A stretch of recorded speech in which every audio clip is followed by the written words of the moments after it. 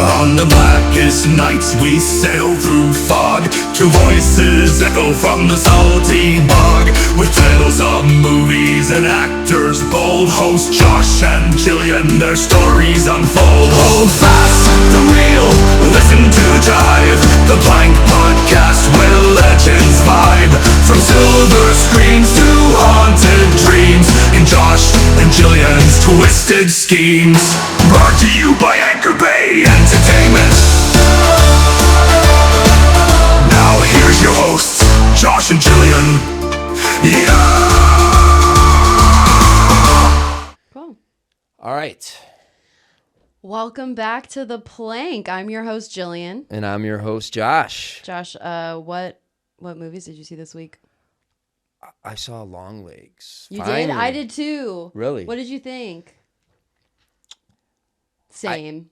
Well, I like the style. I like how it was disturbing. It was Yeah. creepy. It was creepy. Yeah. I don't need a jump scare. I like those A24 type horror movies where, you know, it's just kind of like it's a lot about the ambiance, I really liked when it was in it was like flashback and it was kind of shot in a what is it, the 4x3 kind of like framing. Yeah.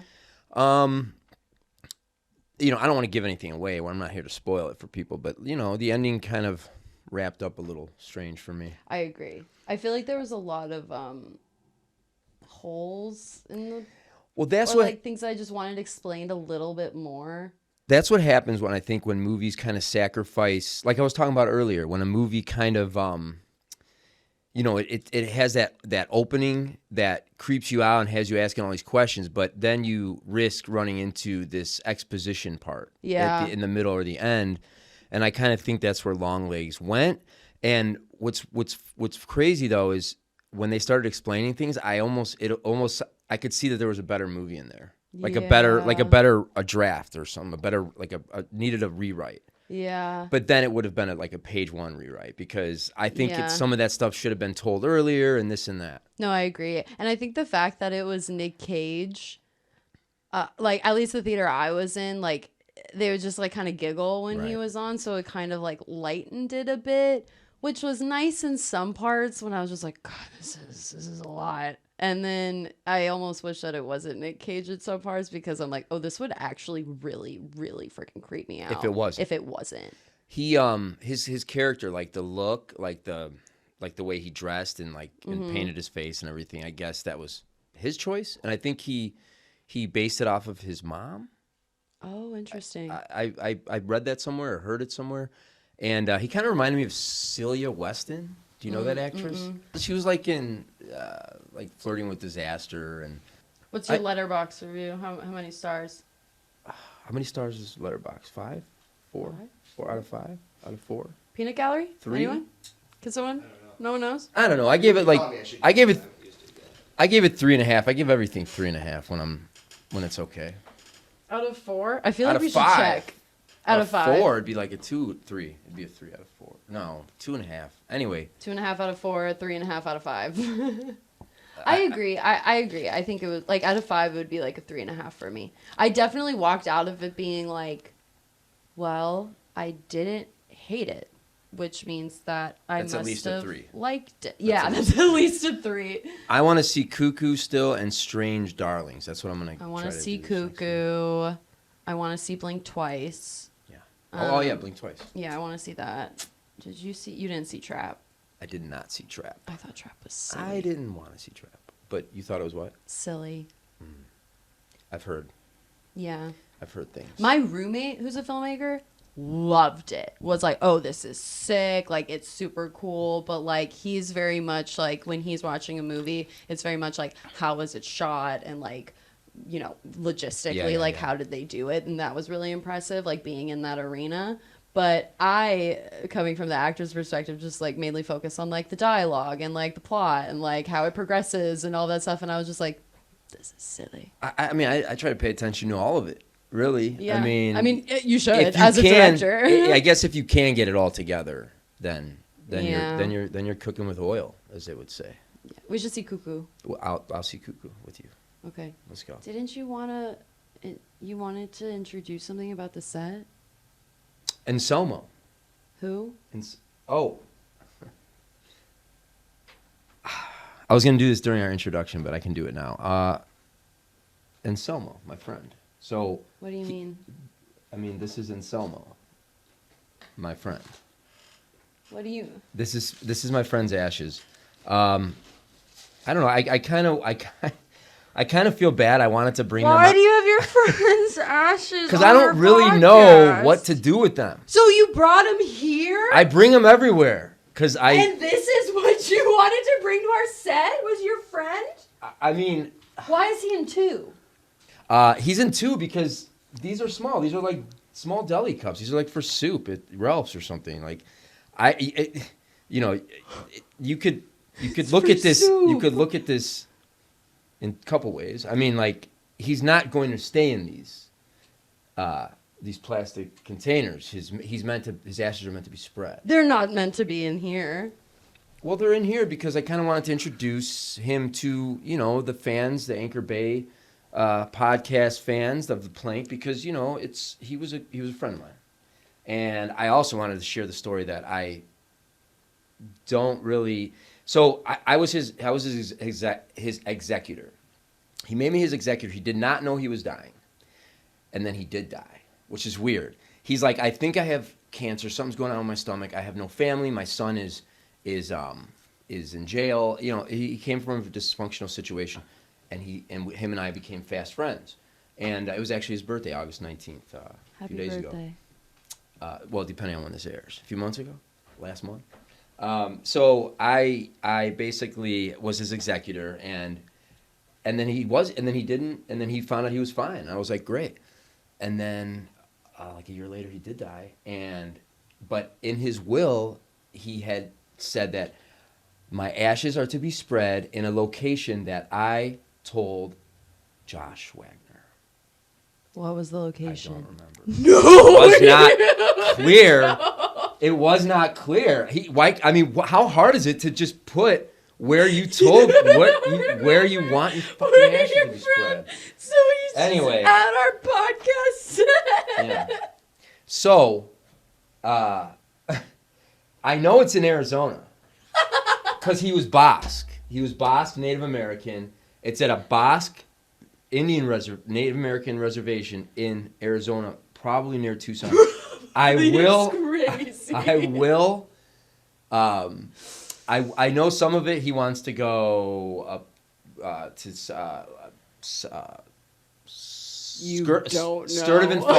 Sturtevant Falls. I know some of them spread at Sturtevant Falls. Wait, so he put in his will? Yeah. Josh will know. Yeah. And you're like, I'll show it to you. What the fuck? I'll show it to you. I've told Tom. And so, yeah, I feel kind of shitty that I don't know. But again,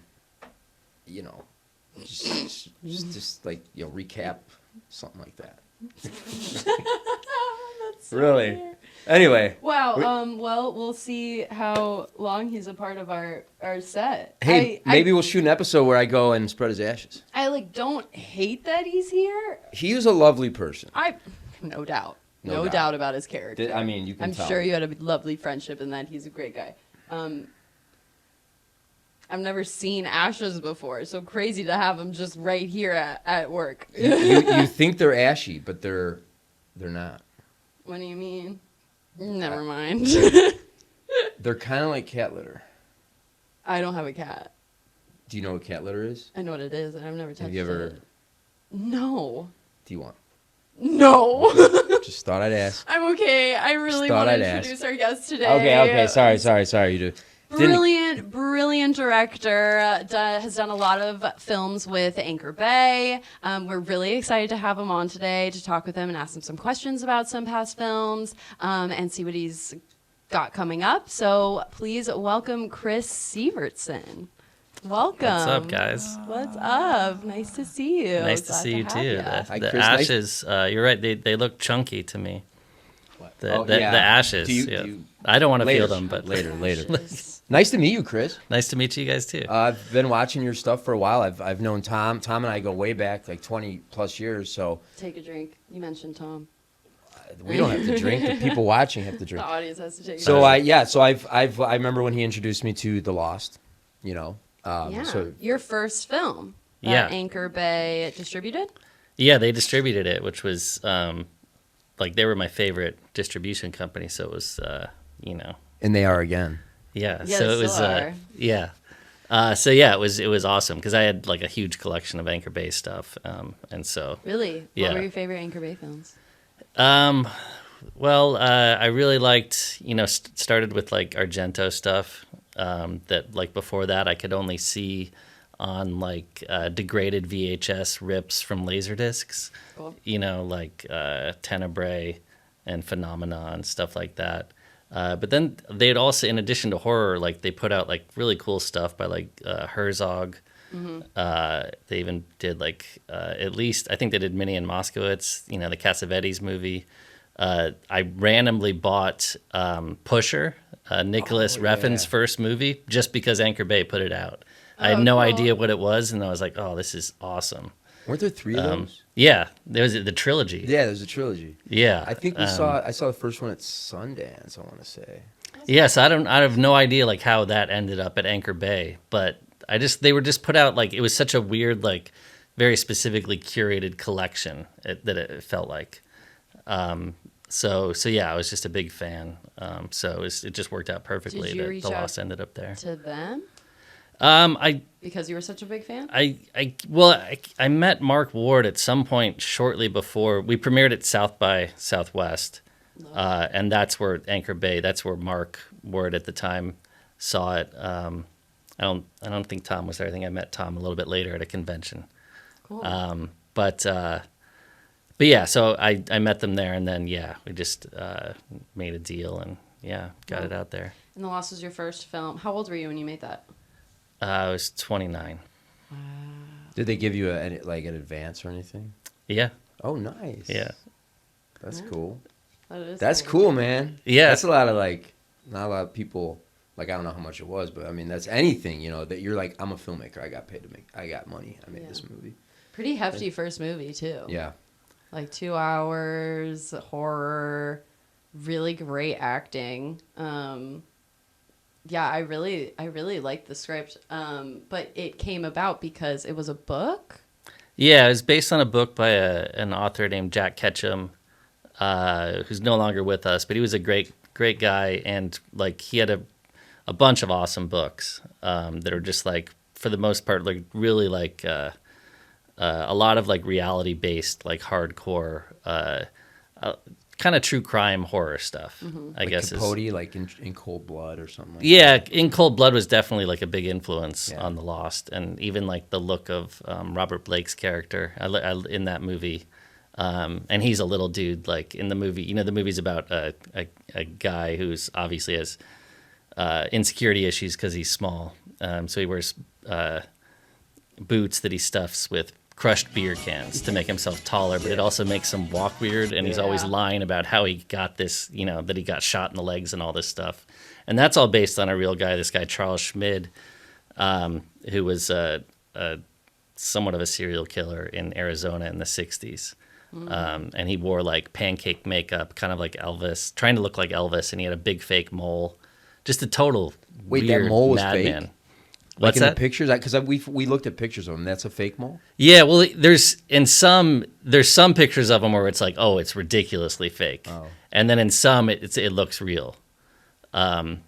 So in the movie, like as Ray is kind of breaking down, his mole gets bigger basically that he paints on as he's kind of like losing control. Fuck, you guys don't know each other, do you? Hello? Sally, Jennifer. Jennifer, Sally. Now get in the car, Jen, before I kill your fucking ass in front of the neighbors. But yeah, to get back to your question, yeah, it was based on a novel. And right around the same time, Anchor Bay released another movie based on a Jack Ketchum novel called The Girl Next Door. Oh. That was also really kind of a brutal movie, also based on a true story.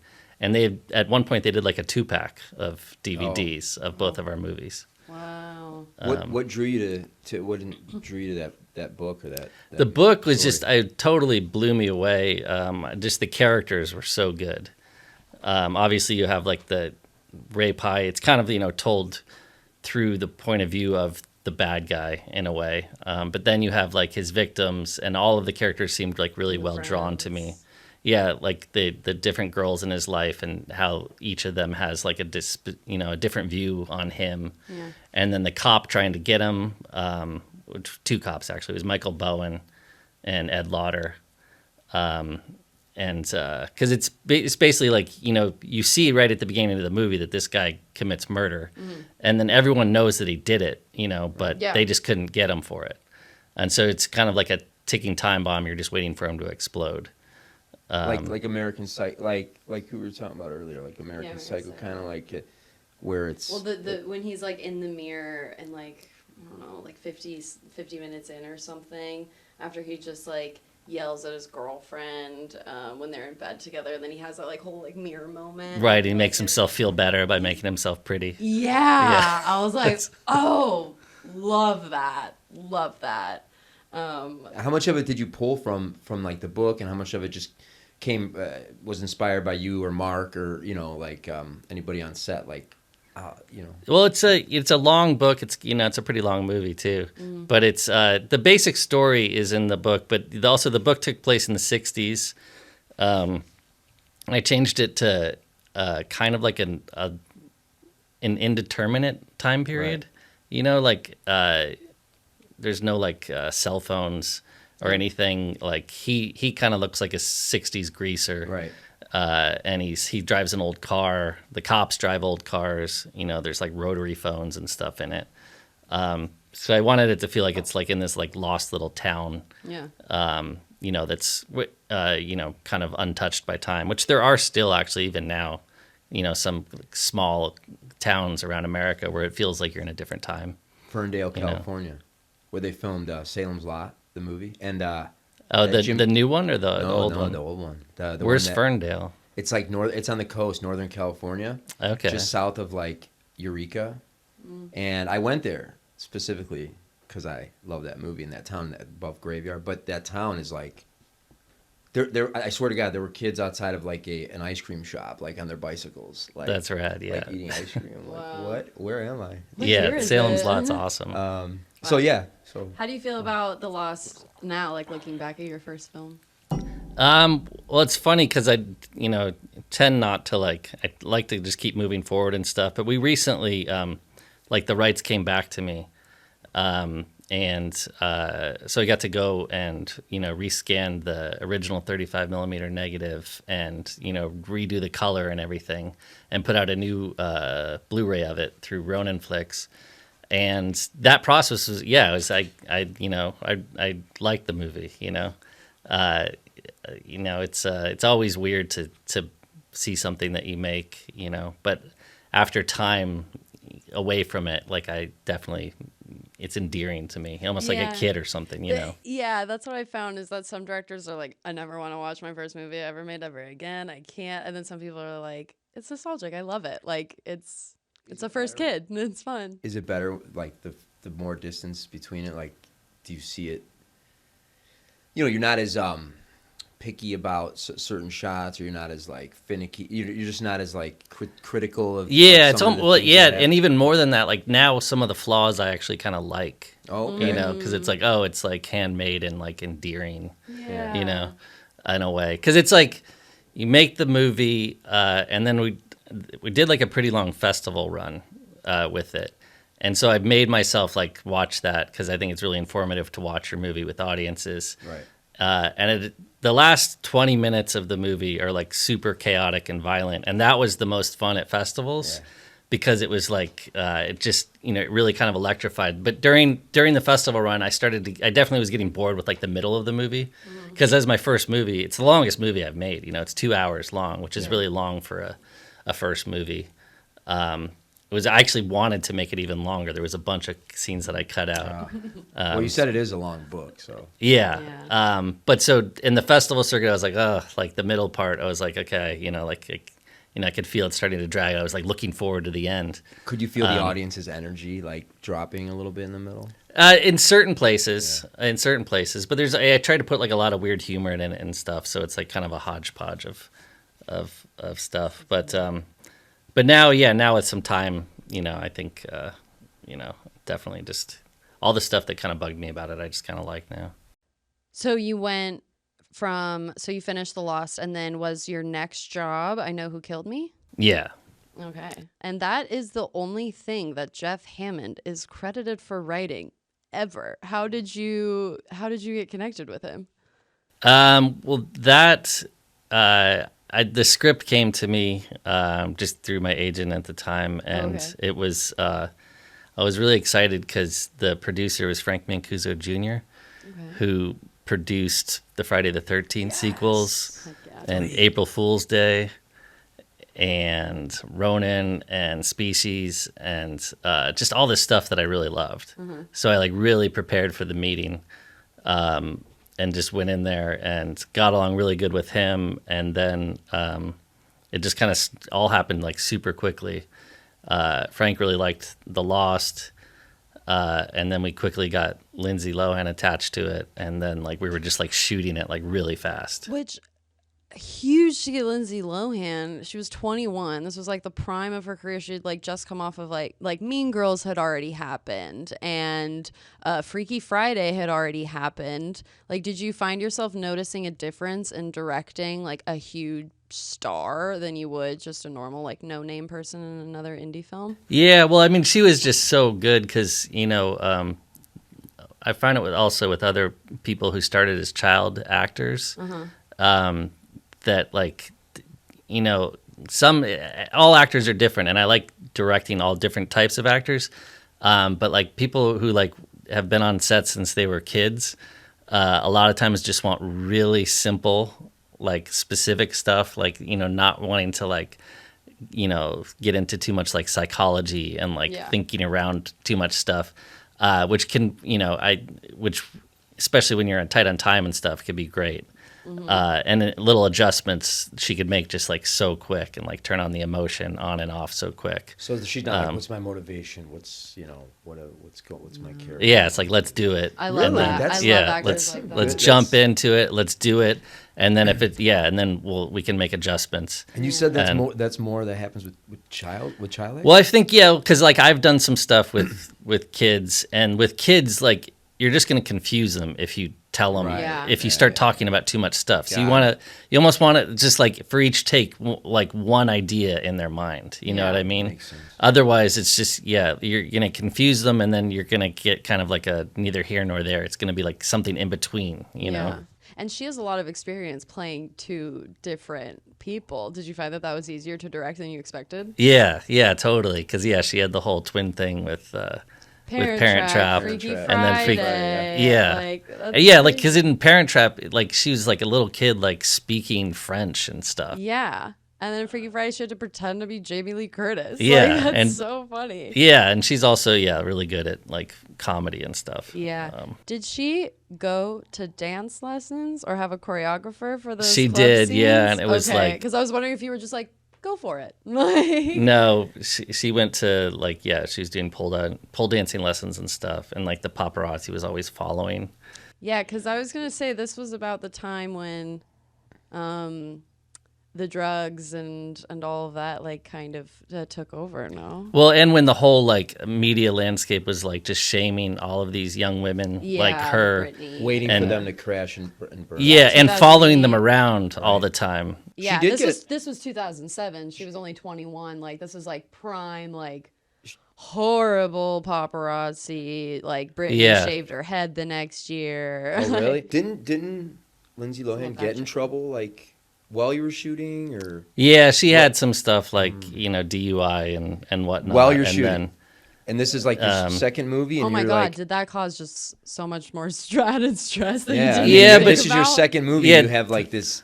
The star, but also, was she professional? It sounds like she was professional. It's not. Yeah, I loved her. We show up to work, or is she in jail? We got along. We got along really well, and I loved her. And like, I just, she was surrounded by all these like, leeches. Really, there were just everyone like just wanted something from her, and there were delays and stuff in the shooting schedule, but like to me like.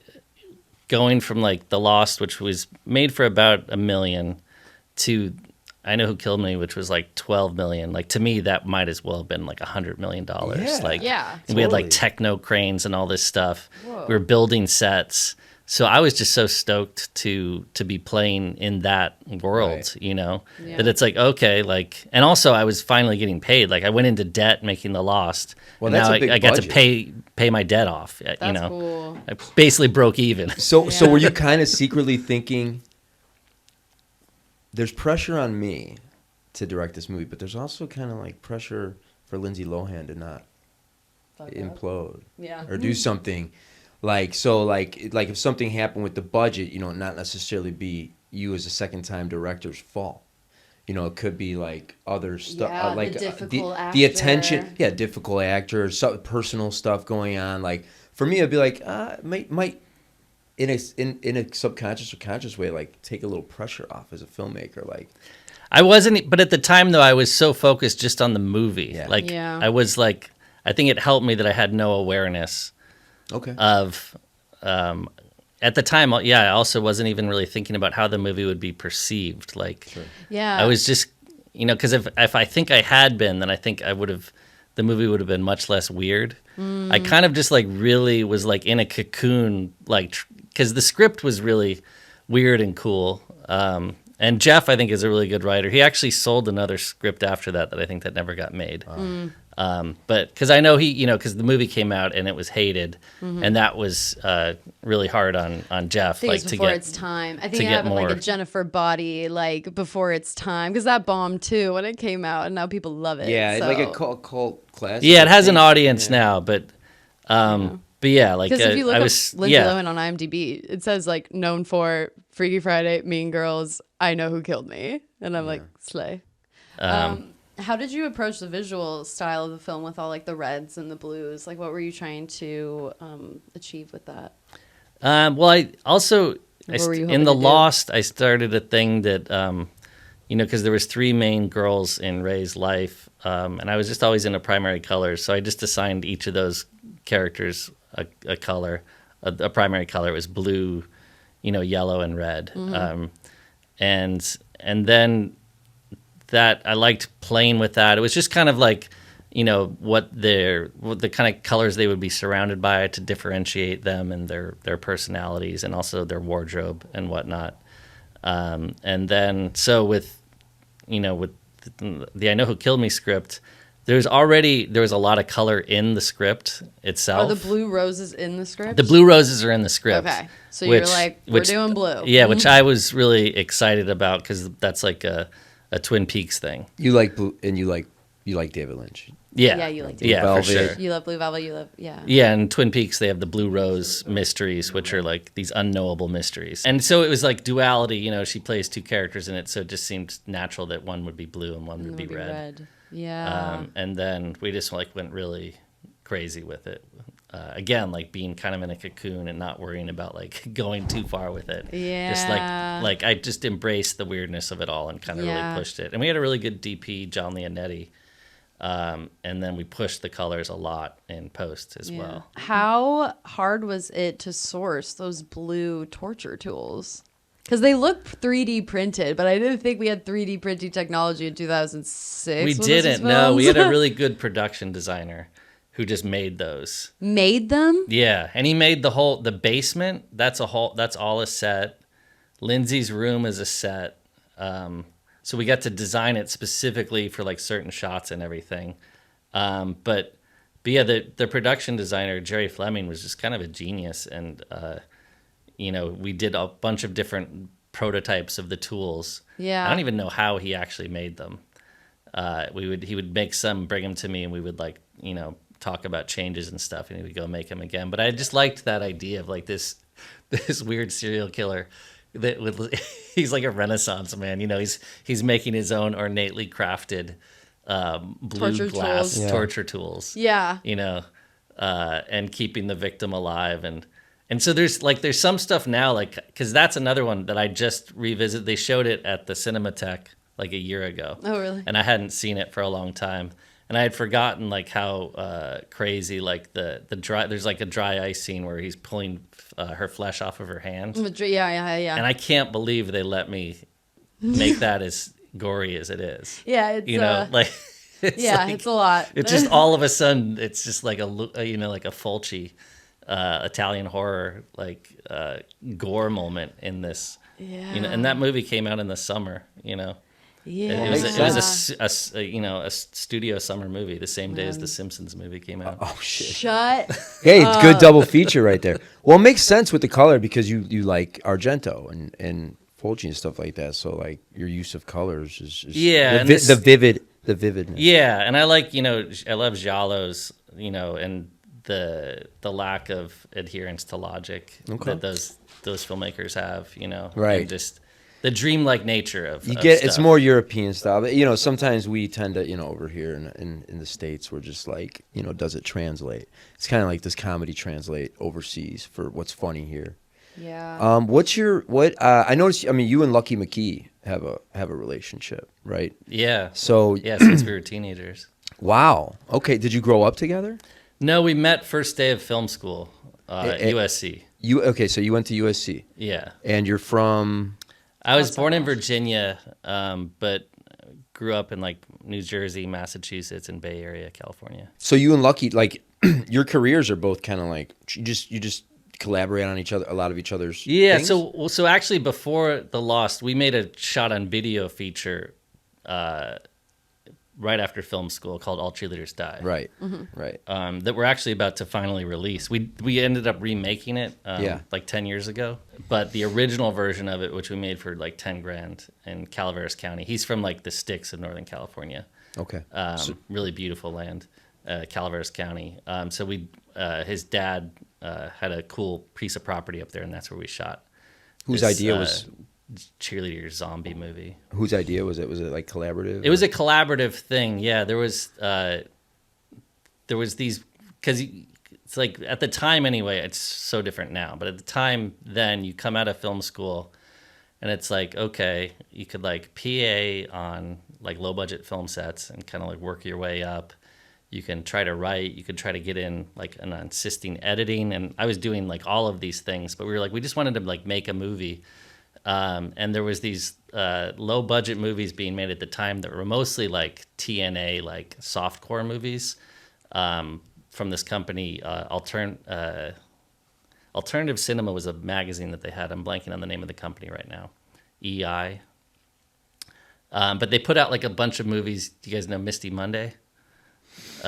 She's in The Lost. Oh, who is she in The Lost? She's the naked lady in the beginning. Love. Yeah. Great. So she's awesome. She did a great job. Yeah, she's awesome. So she came from this kind of softcore world where they were making like movies that were like, oh, like a vampire movie, but it like a lot of it is like softcore, like cavorting around. Love. And so we were like, oh, there's a whole market for this. We weren't really into doing like the softcore part, but we were like, oh, maybe we could just do like a horror movie that's kind of sexy, right? And put it through one of these distributors. So we made the movie. We ended up not getting it released, which was good because we ended up owning the rights and remaking it later.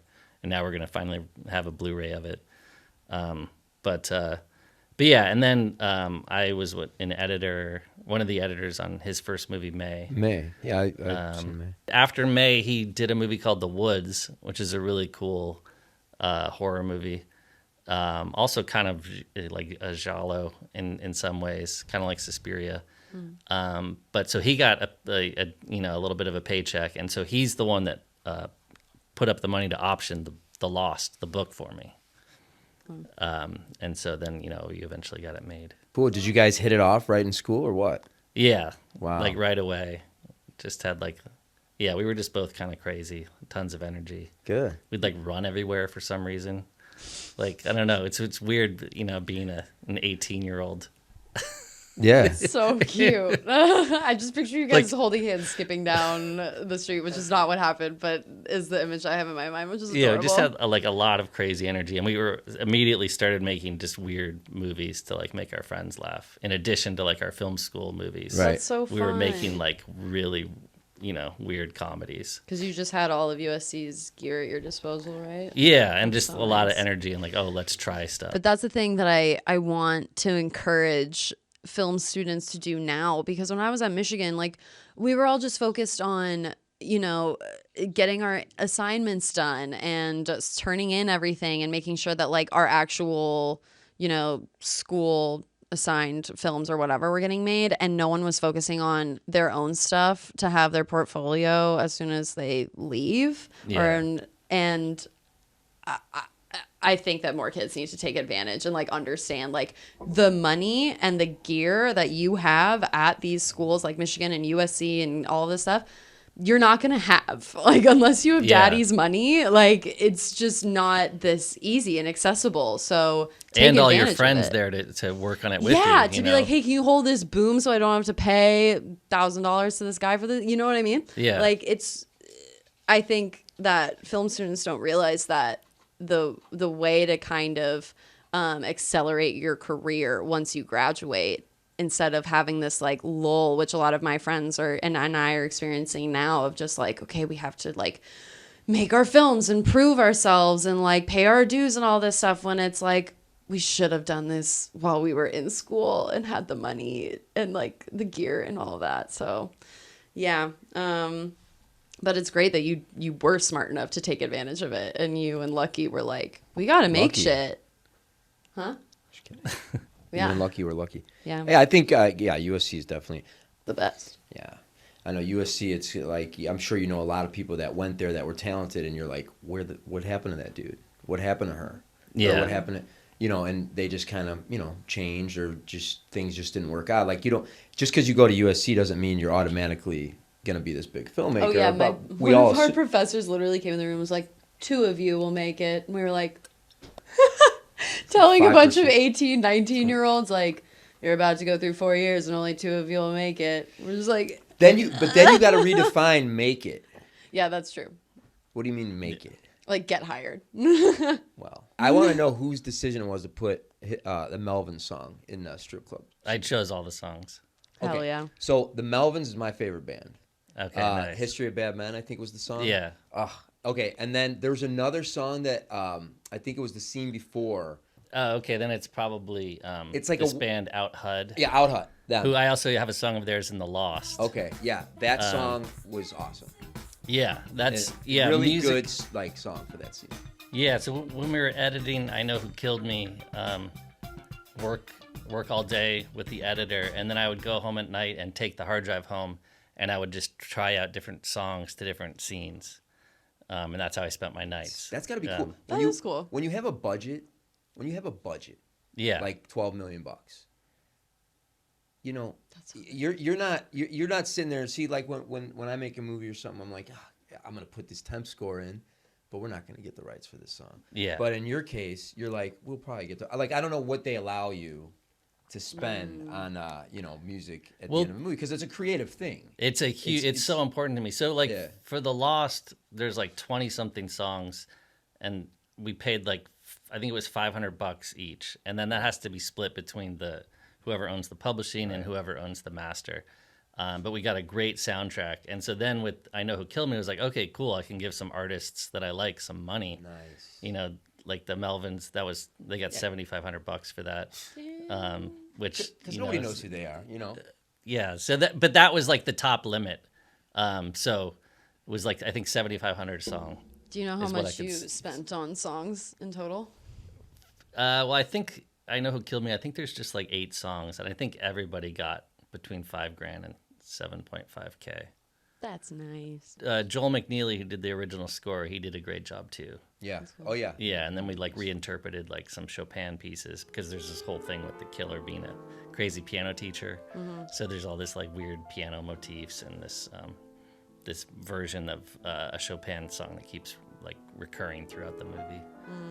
So you like to think about everything. But that was fun, and the guy that mixed it is great, Ron Ing, who did Mulholland Drive. Angelo Badalamenti too. Oh yeah, so good. I love it. But- I could talk with Lynch with you all day. I know. I want to talk but about yeah. Monstrous though, because I know. Monstrous I is right loved here. it. It's Oh, also thanks. right Is here. this even in That has anybody's shop? some good songs in it too. It We got like Buddy does. Holly and stuff in there. And this is Buddy Holly by Weezer? I'm just kidding. Is this technically Umbrellic? This is Umbrellic, It's Yep. Umbrellic. which is Anchor Bay. Anchor Bay's other production, they own Tom Zambek and Brian Katz. Right, so it's like coming full baby. circle. Yeah, it's their production company, so these guys are making moves in the industry. Yeah. You ready, Freddie? Hello there, young lady. Good afternoon. Oh, what is this place? It's your new home. Isn't it wonderful? Hello? I miss you. I miss my son. Well, you better get used to it because you'll never see either one of us ever again.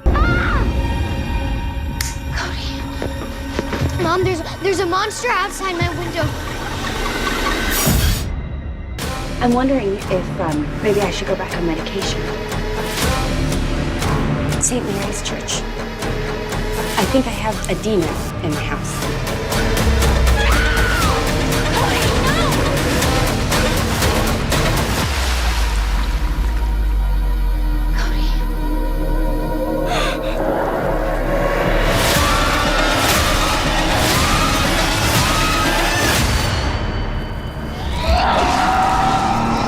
So this was kind of like a dream come true to work with Christina Ricci. Yeah. Because it was like I felt so lucky to make a movie with Lindsay Lohan, and then it's like, oh, like I felt the same way, but Christina is an icon. Amazing. She's incredible, and similar to Lindsay, she was also a child actor. Yeah, I love and Penelope. That was like she's my just favorite such a movie. pro. Oh, it's awesome. Penelope was like one of my favorite movies growing up, and I love her because of that movie. Yeah, and I'm a big Well, fan yeah, of duh. Sleepy Buffalo Hollow. 66. Sleepy Hollow's so good. Sleepy Hollow is insane. It's probably my favorite Tim Burton movie. Yeah, It's Sleepy Oh like, my it's god! just so gorgeous. Yeah, I mean, a huge Christina Ricci fan. She's Black incredible. Snake Moan. Have you guys seen that? Oh yeah. No. With Samuel Oh, you got to Jackson. see that. It's insane. Yeah. Okay, I'll he watch that keeps her- tonight. he keeps her chained up. And- Yeah, he's trying to civilize her. Yeah. It's insane. Oh my god, I have to watch that tonight. It's so good. And it's in like Wow. the South, right? It's like Yeah. it's like all sweaty and humid and just like dirty South. So how did you come? How did you and Carol get connected on that? That one, the script came to me, and in that, so that was an original script that Carol wrote, and they had already gotten Christina attached. So in that one, she was already attached awesome. when I came to it. You were like, And then, luckily we hit it off, and so yeah, and that was tough because it was a pretty low budget, but it's a period piece, yeah. with the creature and stuff. So it was also in the middle of COVID. Oh yeah. So that one was another, very tough production. What was that budget? It ended up almost being $1 million. Wow. It was supposed to be less. We had all the kinds of I can't believe overages from like false positive COVID tests and whatnot getting Oh shut my down. God. Yeah, that'll I mean, well, with what you did, I can't believe that was only $1 million. Yeah, I really called in a lot of favors from friends. How did you Tom find that the Brian. perfect version of the house? The house, we got lucky there. So that house is a standing set. Really? You've seen it in stuff before, like it's in Probably. Annabelle 3. Haven't it's- seen that. there's a third Annabelle. And it's Yeah, in wow. commercials and stuff. It's basically out in Simi Valley. And it's also in that HBO show about like robot cowboys or whatever. Westworld. Oh, Yeah. Westworld. Yeah, Love. I haven't seen the show. I just Oh my know God, the it's old, good. Yeah, the the old old Sir Anthony movie. Hopkins, so good in it. But it's a standing set, so it's only the upstairs is just a shell, Oh. and Did it's you on a use the hillside. interior? What's that? Did you use the interior? Yeah, for the first floor. Yeah. So because it's a standing set, you can do whatever you want with it, which is cool. So then once you go upstairs, then you're in a different house in Altadena. But now Disney owns it, I think. Wow. They own that. It's a whole basically a ranch. Yeah. And was there a day where you were like, I don't know if we're gonna be able to shoot this in the 50s? Like, There was a lot of days where and just arguing with not really arguing, but just trying to convince the producers of that certain money needs to be spent on certain things, which they agreed with, but they just had to actually make it happen. Yeah. So it's not like when I mean argument, it's just everyone's always trying to make the best movie. I mean, not on every movie, but on this one, everyone was just trying to make the best movie. yeah. But the costumes like my costume designer Morgan DeGroff like just made them.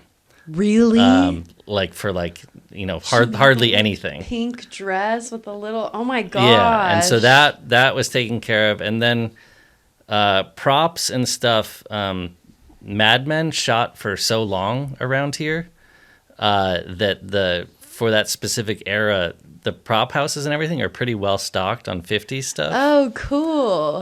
So we just had to make deals with them and stuff. But it was really like the actual house set, like that linoleum floor and everything that the production designer had to pull off. That stuff was really expensive, and like, you know, she just did an amazing job. So it's like I had like these artists around me that were like working way below their rates, but you know, I was just like, you know, please, you know, help me out. What was the biggest fight you had to put up?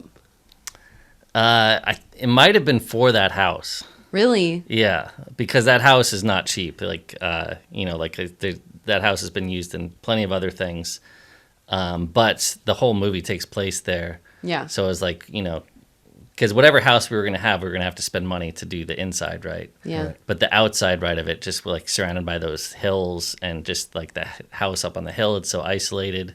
So that, I think that was the biggest one, where it's like I kept having to like just insist, like, you know, no, we have to.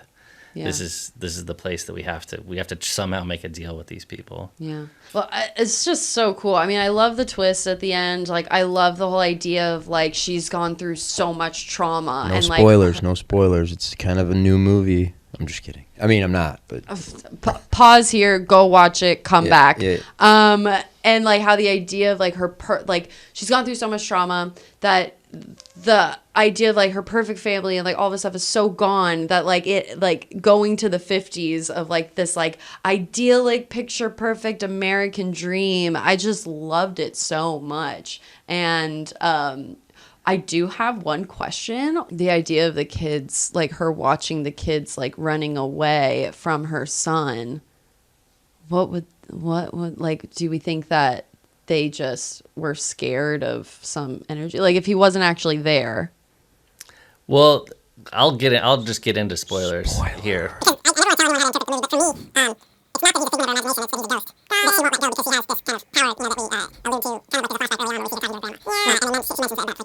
So it's really like, yeah, that's the connection.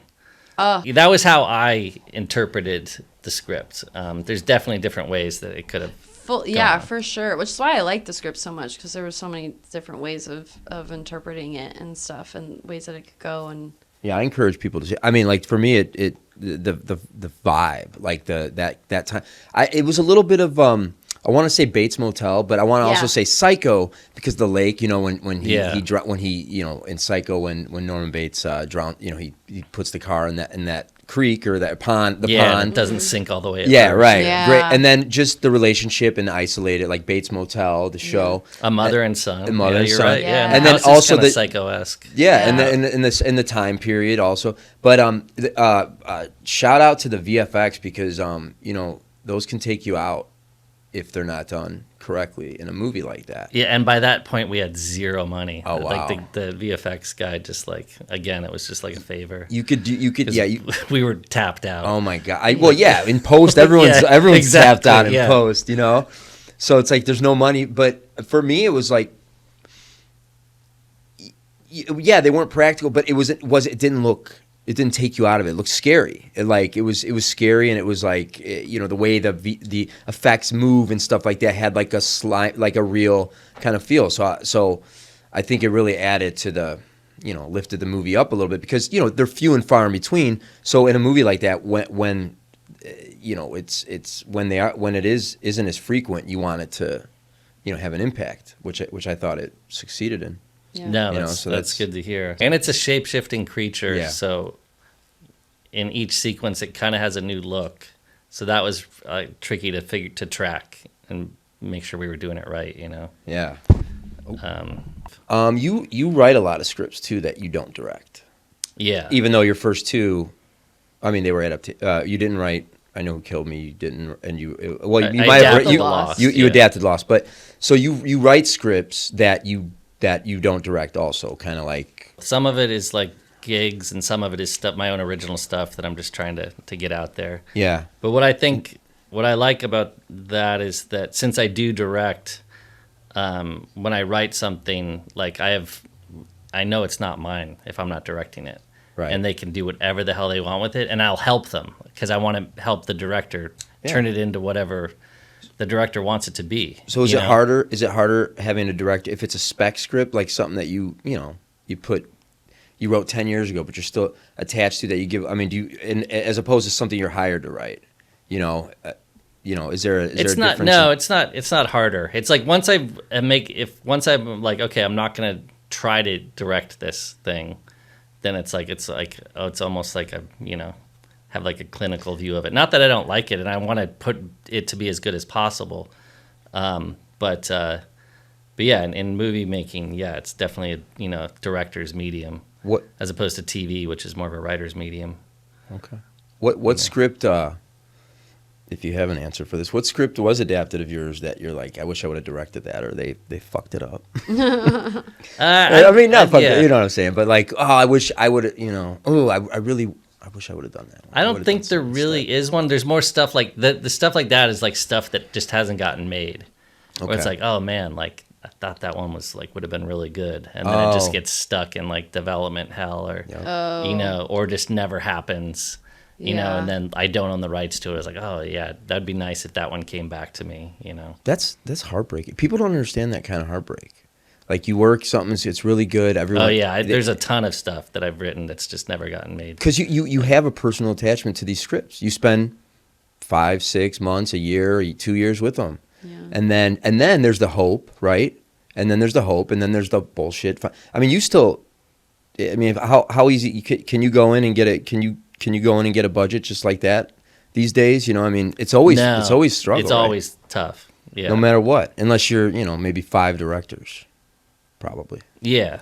And it's so much of it is dependent on like if you have like a lead attached that means something to the buyers, then that's the main thing. But then sometimes you get your money and then the lead's like, this person doesn't mean anything so much right now.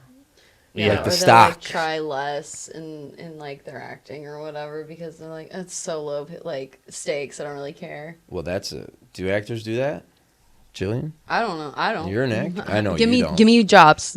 She's hire me. I will do well. She's great. I don't know if you heard. She's our actress from Turning Point, the movie. I'm sure Tom. They hired me right out of school. Okay, awesome. My showcase was posted the day before Tom looked up the Michigan showcase. So if he had looked up like 2 days before, he would have found a different class and he wouldn't have hired me. Yeah.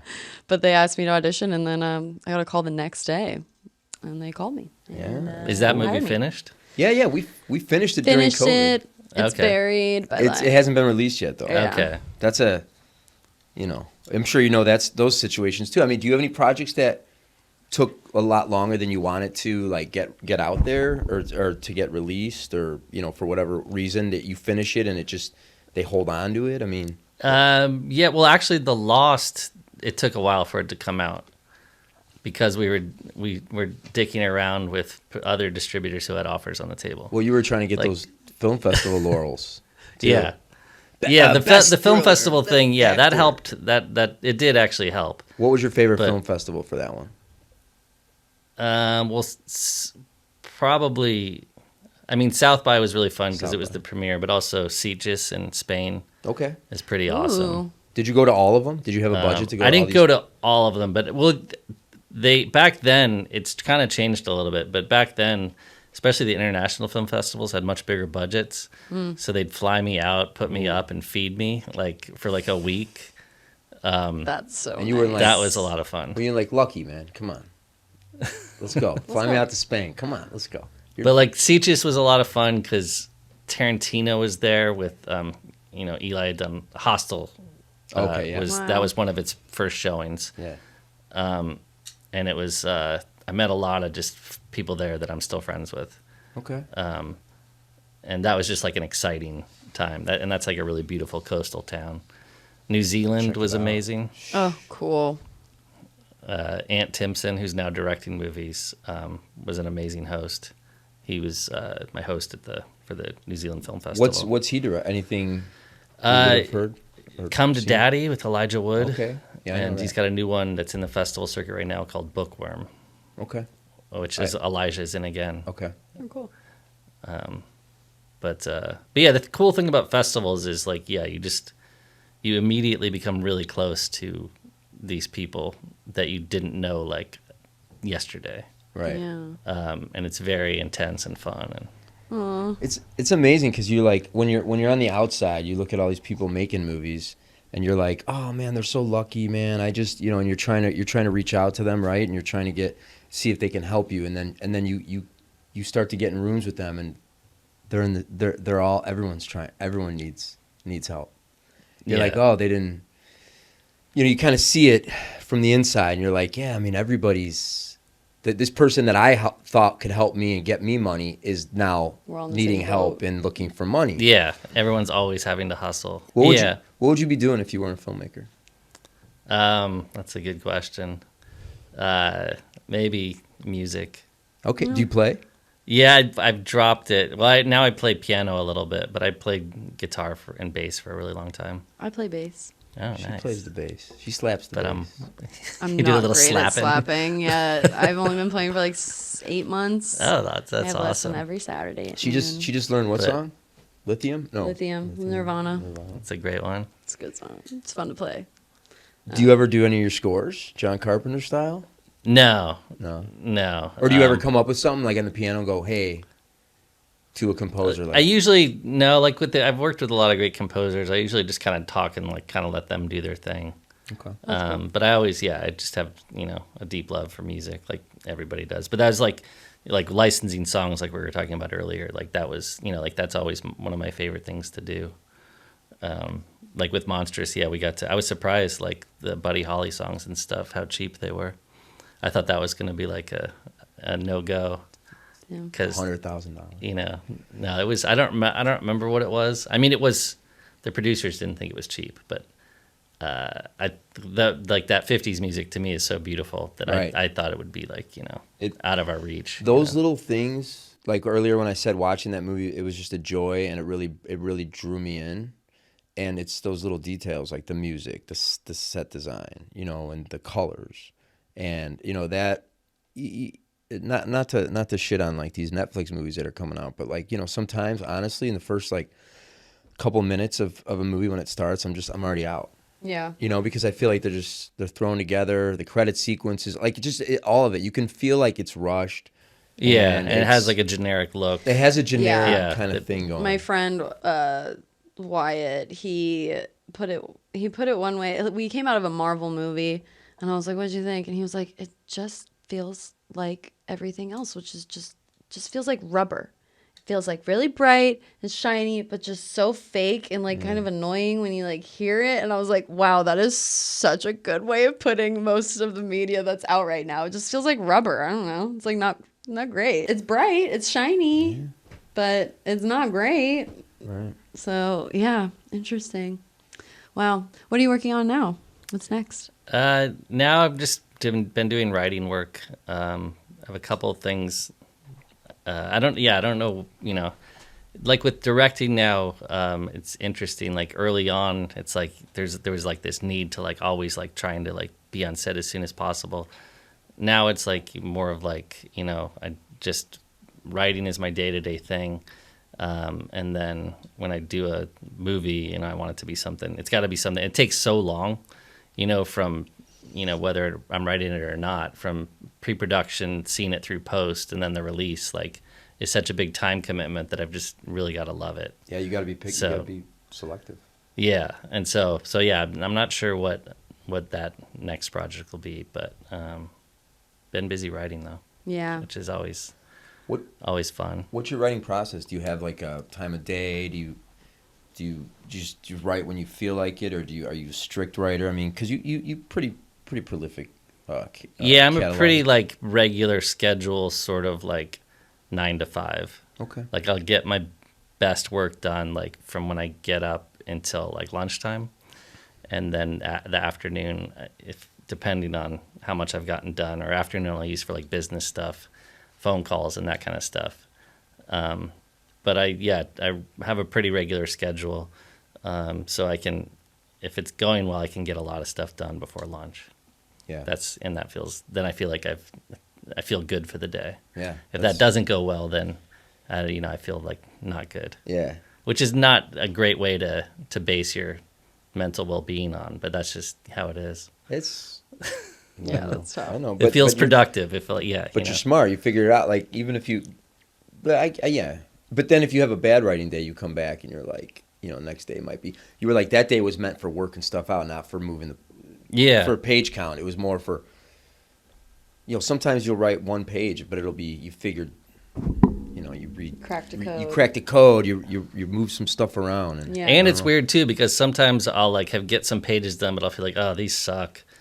And then I'll look back on it and they'll be pretty good. And then sometimes the opposite, it'll be like, oh, I feel like I did good. And then I'll look back and I'm like, oh, that was not that good, Yeah. So I think, with writing, it's just like the simple trick is you just got to keep doing it, know, Yeah. and not get too into your feelings about anything, but because you can always fix it, Do you write to music?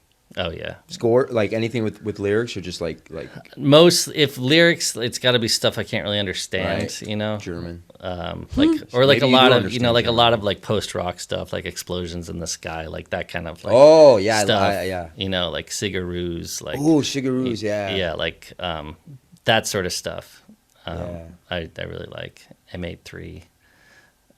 There's a lot of them, but yeah, I definitely have to have the music on. But at a certain point, I'm kind of like tuning it out almost. Yeah. It's there, but it's like, it's almost like it's like a buffer between me and the real world or something, Yeah. Yeah, that's great. What else? I don't know. Well, first of all, thanks for coming in. You said thank you don't do a lot so of. much. You said you don't do a lot of interviews. I know. I couldn't find anything about you online. I was like, where's this dude from? Well, after I Know Who Killed Me, like, because that came out, like, and that was my first, like, studio movie. Mm-hmm. Right. And everyone fucking hated it. So, like, just the reaction there, I was like, okay, yeah, maybe, like, social media and, like, engaging with this stuff is not really so good for me. Oh, You no. know, I so, think it is. So that, well, I just, because, it was, now with all this distance from it, it's, it's all fine. But at the time, it was just like, it was really like, whoa, like, there's a lot of people that seriously Strong dislike this opinions. thing. Did you? So I should just not, like, engage, Did you have any indication after watching the cut that was going to be the reception of it? I was kind of in a bubble. It was like, and like I said, we were just making this weird movie, and it was so fast. Like, we wrapped in March, and our release date was July. Oh, gosh. How long did you shoot for?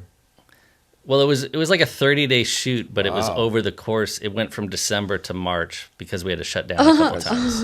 And then we had a lot of effects, so it was just such a sprint that I didn't really have much time to really think about it. So the reception, the negative reviews were kind of like fucking soul crushing or what?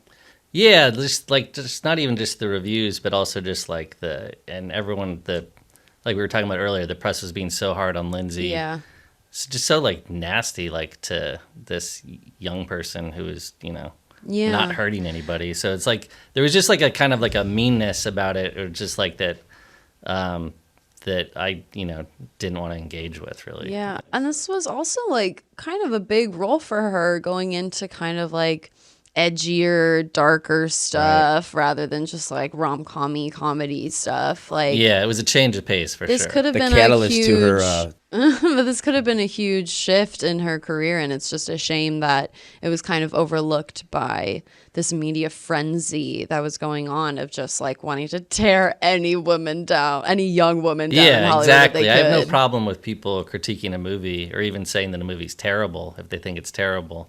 But there was just, a thing in the culture at the time that was just like particularly nasty to her. And they that probably didn't was want to uncalled see for. her like as a stripper and stuff when it's just like she's an actor. Like let her live. Yeah, let her grow up. and she's like smoking the whole movie, Yeah. like stuff that now like you just don't see, Yeah. like even just a cigarette, like an actress smoking a Oh my cigarette. god, in you a had her movie. It's smoking like- on the like- bus. I was like, So smoking on the that's- bus is crazy. Those little touches like cracked me up. Like she's riding the public bus, like her finger is just like falling off. She's like holding her bloody hand, and she's just like smoking a cigarette, looking like a complete put it above badass. your heart. It's Yeah. like, okay, thanks.